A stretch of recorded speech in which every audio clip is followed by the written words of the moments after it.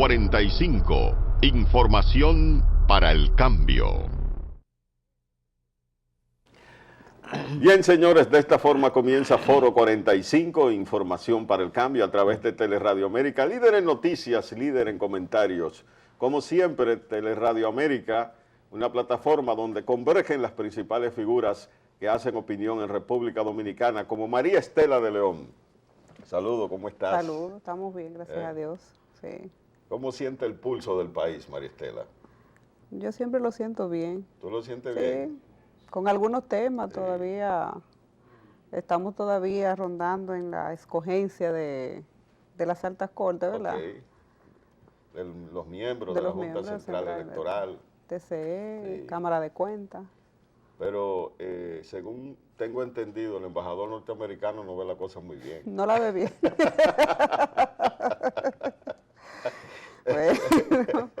Bueno, es que el dominicano solo tenemos una visión de cómo vemos nuestro país. Cada quien tiene una perspectiva diferente de ver las cosas. Exacto. Dice él que este es el puente de droga más grande que hay. Y el Bueno, presidente entonces le responde que Estados Unidos es una autopista de 10 carriles. un tema duro para gente que sepa nadar en ese mar. En ese mar proceloso. Sí. Porque los norteamericanos son ñoños con eso de que le respondan. Cancelar la visa de una vez. Sí. Bueno, supongo el presidente.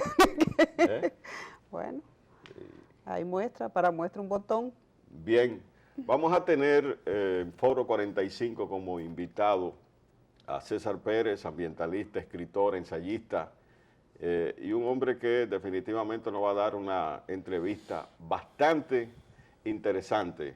Don César, ¿cómo se siente? Muy bien, muchas gracias por la invitación a tu programa o a vuestro programa. ¿Cómo le gusta a usted que le señalen como profesor, como ambientalista, como sociólogo? Bueno, yo soy sociólogo de oficio, Okay. no ambientalista, sociólogo de oficio. Ok, Ese es mi oficio, ese es lo que hago. ok. Eso es lo que le gusta. Bueno, sí, naturalmente, la profesión que he hecho, la he hecho con pasión, la desarrollo con pasión, la vivo con pasión. Y nada, eso es lo que me da sentido a mi vida, naturalmente.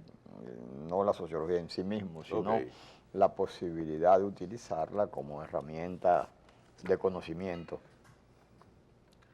Bien, según tengo datos,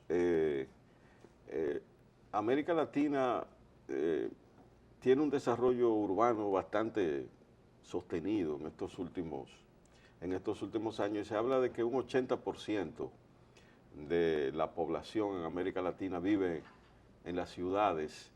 ¿Cuál es el reto que nos da esta cifra de organismos internacionales? Mira, naturalmente que el tema urbano, el tema y todo lo que se deriva del urbano, como el tema migratorio, es el gran tema de la época actual. Okay. Por primera vez en este siglo, por primera vez en toda la historia de la humanidad, la mayoría de la persona, la mayoría de la población vivirá en ciudades. Y en ciudades, muchas de ellas, que sobrepasará los 20 y hasta los 30 millones de habitantes. América Latina, desde hace muchos años, en la mayoría de la población es población urbana.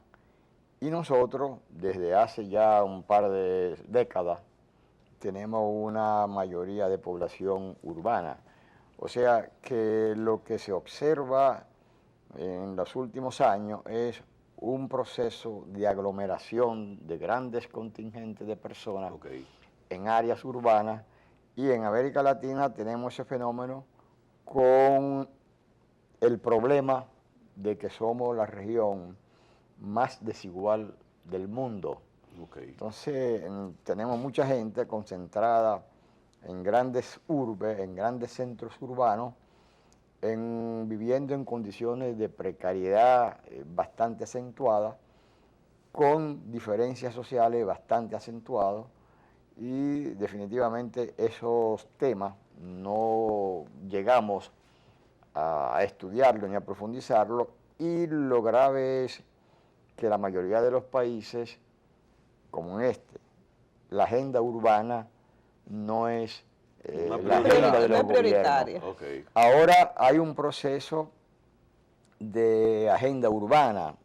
La semana pasada, hace 3 días, la semana pasada, se terminó en Quito Ok. una asamblea, una cumbre mundial de ciudades que se celebra cada 20 años, se celebró la tercera cumbre de ciudades, y donde el gobierno dominicano llevó su posición y llevó la voluntad de finalmente acometer el tema urbano y tener una agenda urbana, vale decir, una agenda donde se ponga como punto central, como prioridad, el conocimiento de los temas urbanos, de las ciudades, con la búsqueda de algunos paliativos a esos grandes problemas que nosotros tenemos. César, ya tenemos en América Latina megaciudades como Sao Paulo, Brasil, México, Ciudad México, Buenos Aires, Bogotá. Bogotá. ¿A qué se enfrentan esas megaciudades? Bueno, se enfrentan al reto de las grandes desigualdades, Ok. se enfrentan al reto de la inseguridad urbana, se encuentran en el reto del acceso, de la dificultad del acceso al servicio. Ok.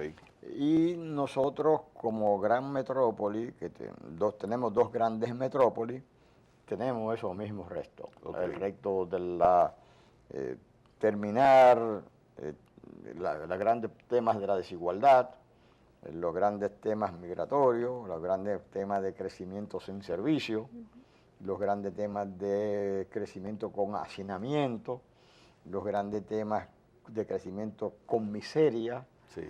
con acentuación de miseria, con acentuación de pobreza, y los grandes retos de crecimiento urbano con grandes temas, con grandes problemas de seguridad urbana. Y más en ciudades sin ningún tipo de planificación, porque la mayoría de las ciudades de América Latina han surgido sin ningún tipo de planificación. Sí, unas más que otras. Hay algunas que han tenido procesos más serios de planificación, en algunos temas de ayuntamiento, con autoridades un poco más volcadas hacia la solución de grandes problemas, como el caso de Bogotá, que ha tenido alcaldes muy buenos, el caso de Santiago de Chile, donde algunos problemas de orden de servicio en gran medida se resuelven. Pero lo de Brasil es un desastre. Sao Paulo. Sao Paulo sí sigue siendo, y Río de Janeiro siguen siendo grandes ciudades con grandes problemas, Ciudad México también, sí, aunque no tanto como la gente muchas veces dice, pero sí con graves problemas de contaminación ambiental, graves problemas. Pero Brasil tiene ciudades importantes, tiene ciudades como Curitiba, que son ejemplos en el mundo. América Latina tiene ciudades que son ejemplos de ordenamiento de su territorio, como Quito, como Guayaquil incluso. O sea, que hay muchos ejemplos. Medellín, a pesar de todo, tiene un proceso de mejoramiento. Sí, ya cité a Bogotá, que tiene proceso de mejoramiento. Nosotros estamos muy mal, o sea, las ciudades nuestras, las 2 grandes ciudades, Santiago y Santo Domingo, tienen profundos problemas de desequilibrio poblacional, de desequilibrio espacial y además de grandes problemas de crecimiento sin control. Bien, ¿qué relación hay entre calidad de vida y hacinamiento urbano y esas grandes poblaciones? Bueno, la calidad de vida se entiende por calidad de vida una vida cotidiana que se vive con cierta seguridad, no solamente con cierta seguridad de que no te va de términos de violencia, sino de seguridad de que tú tienes acceso al servicio, de que tú tienes transporte, de que tú tienes acceso al transporte, de que tú tienes acceso a la educación, donde los centros educativos están más o menos distribuidos a la posibilidad de la población a tener acceso a la misma. Y naturalmente que cuando tú vives en condiciones de pobreza, Sí. tu vida tiene muy poca calidad. O sea, también de servicio, de cotidianidad, que tú estás seguro que vaya a una ferretería y encuentre ahí en esa ferretería lo que tú estás buscando, pero Ok. aquí tú vas a un colmado, a un supermercado, a una ferretería y tú tienes que ir a varias ferreterías, a varios lugares a tratar de encontrar todas las cosas que tú andas buscando. Eso que significa cotidianidad con muchos problemas, pero la peor de todas es que tú no sabes a qué hora se va la luz. Sí. Tú no sabes a qué hora habrá agua porque no hay luz y la cisterna no. Tú no sabes a qué hora tú puedes llamar a un plomero y te resuelve un problema. Yo creo que esos son de los problemas que hacen una cotidianidad muy difícil de vivir y eso es lo que le da lo que le llaman una calidad de vida deficiente. Profesor, tenemos una situación con relación a la migración desde las provincias, los municipios hacia la ciudad. ¿Entiende usted que desde el Estado debe organizarse una forma en que se desarrollen nuestros pueblos, porque eso permitiría que no se desplacen tantos ciudadanos desde los pueblos a la ciudad? Ciertamente, la mayoría de los pueblos, de las provincias, los servicios son más precarios. En general, los servicios son precarios en todas las ciudades, pero en las provincias hay lo que le llaman un desequilibrio en cuanto a la distribución y acceso al servicio. Y naturalmente, en la medida de una provincia, que una provincia tiene pocos servicios, la gente va a los lugares donde percibe que hay mayor servicio. Entonces va a los polos donde se entiende que hay esas posibilidades. Por ejemplo, el este crece mucho, Puerto Plata, Samaná, La Romana, Higüey, San Pedro. Esa zona hay un proceso de migración hacia esos lugares porque se entiende que ahí hay trabajo. Hay crecimiento, hay población que van creciendo, que van buscando Santiago, que hay centro. Hay población que va buscando San Cristóbal porque está cerca de la capital. Entonces usted entiende que la inversión se está haciendo no se está haciendo de manera concomitante con las demás poblaciones a los fines de tener equilibrada. Sí, hay un desequilibrio de la distribución de recursos. O sea, hay gobierno, por ejemplo, el gobierno de Hipólito Mejía en sus primeros 2 años quiso hacer una distribución de los recursos haciendo muchas pequeñas obras y esas pequeñas obras significa la posibilidad de acceso a servicios de mucha población y si hubiese sido sistemática o sostenida, o sea, quiere decir por mucho tiempo, la gente se queda ahí y no va a buscar servicios a otro sitio. O sea, si tú vives en un lugar donde no hay un liceo secundario, tú te mudas con tus hijos donde hay un liceo secundario. Si no hay un liceo intermedio, tú vas a buscar el liceo intermedio. Si hay centros universitarios cercanos, tú vas a buscar. Y la gente se mueve donde está el progreso y donde están las grandes oportunidades. Exacto, donde están las oportunidades. Pero ya todavía seguimos con un mito. El crecimiento, las migraciones hacia los grandes centros ya no está como antes. Hay diríamos así, un mayor flujo hacia otros centros. Ya no crece tanto Santo Domingo como crecía en términos de población. Santiago tampoco. Entonces ya porque mucha gente va a algunos polos donde hay crecimiento. Ya he mencionado el este, Azua, Baní, la misma San Cristóbal. O sea, hay muchos lugares que atraen migraciones, no tanto ya Santo Domingo y Santiago, porque diríamos así, se distribuye un poco más la inversión, crece un poco más algunas otras provincias y eso hace que la gente vaya a esos lugares donde evidentemente hay mayores trabajos. El Estado o el gobierno está haciendo la inversión en infraestructura en consonancia con el aumento de la población en las ciudades.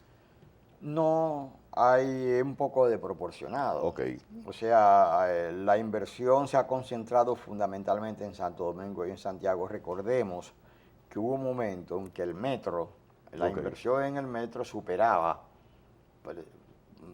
doblaba prácticamente la inversión en otras áreas. Y sobre todo es una inversión en el metro que impacta en una cantidad de población exigua, muy pequeña. Okay. Por lo tanto, hay esa tendencia de la concentración de la inversión en 2 o 3 centros urbanos y también inversión muy cuantiosa en términos de infraestructura vial para el desarrollo turístico, que es importante, pero no existe esa correspondencia entre necesidades e inversión, porque si se concentra la inversión en 2 o 3 polos, en 2 o 3 centros, naturalmente que eso va en detrimento de otro. O sea, ¿cuánta no inversión significó el metro para Pedernales, para Bochío, para Bánica? Una cantidad verdaderamente importante de no inversión allí porque se concentró aquí. O sea, cuando no hay una política de distribución de los recursos a nivel del territorio, porque no hay todavía una política del territorio definida, o sea, una política del ordenamiento del territorio y de la asignación de recursos a ese territorio. Cuando no existe esa política, naturalmente hay una distorsión en cuanto a lo que es la inversión, que no hay esa correspondencia entre inversión y población, cantidad de población, demanda de la población. Hay un fenómeno que se da en las grandes ciudades, en esas grandes concentraciones urbanas, y es el tema de la inseguridad. ¿Cómo impacta? Bueno, ya lo vemos, hay estudios muy claramente establecidos. En Pedernales, para citar un caso, en Bochío, en cualquiera de estos lugares, la seguridad urbana es bastante aceptable. Allá en Bochío es cero. La delincuencia. O sea, Sí. y no solamente tan lejos, aquí hay zonas donde hay seguridad bastante acentuada. O sea, San Cristóbal, por ejemplo, es una provincia de mucha inseguridad, pero hay áreas de San Cristóbal donde la seguridad es bastante buena. O sea, que la seguridad urbana está asociada, cuando no hay política sobre eso, está asociado a grandes urbes. Sabemos de Santiago. Santiago tiene niveles de criminalidad verdaderamente espantosos. Alarmante. Ha dejado de ser la apacible ciudad que conocimos. Ciudad Alarmante, Sí. alarmante lo que pasa en Santiago, alarmante lo que pasa en San Cristóbal, alarmante lo que pasa aquí en la capital. Eso va concomitantemente con el aumento de la población. No hay Hay una relación. No hay esa relación. No es por necesidad. Mucha población da inseguridad. No. Porque hay muchas ciudades donde... Hay mucha gente. Hay muchas ciudades en el mundo que donde están la pobladas seguridad es cero. y hay buena seguridad. Por ejemplo, tú vas a una ciudad como Madrid, una ciudad como París, y habrá 4 o 5 asesinatos por cada 100.000 personas. Okay, sí. Aquí tenemos Santo Domingo, Santiago, tenemos cerca de 30. 30, que es muy alto. Entonces, y son ciudades, te estoy citando ciudades que son varias veces más grandes que esta. Bien, señores, Foro 45, información para el cambio. Vamos a una pausa comercial.